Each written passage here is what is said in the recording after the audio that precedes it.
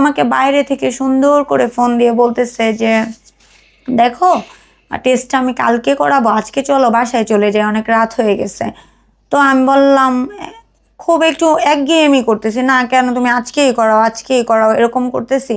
তো ও আমার প্রতি ফেড আপ হয়ে যায়, না আমি আজকে টেস্ট করব না।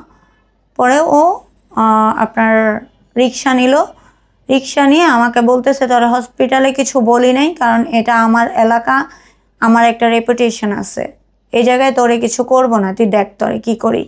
হসপিটাল থেকে ওর বাসার দূরত্ব 10 মিনিট। সে বাসার সামনে গিয়ে, এই গেটের সামনে গিয়ে রিক্সা থেকে আমাকে লাথি মেরে ফেলে দিছে। তো লাথি মেরে ফেলে দেওয়ার পর আমি তো পড়ে গেছি।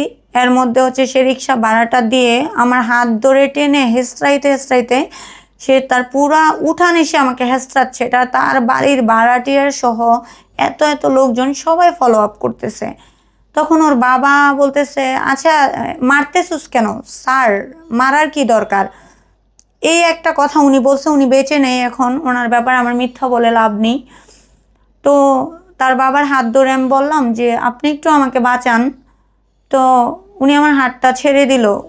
ছেড়ে দেওয়ার পর ওনার ছেলে আমার হাজব্যান্ড বলতেছে কেউ যদি ওরে বাঁচাইতে আসুস তোদের খবর আছে।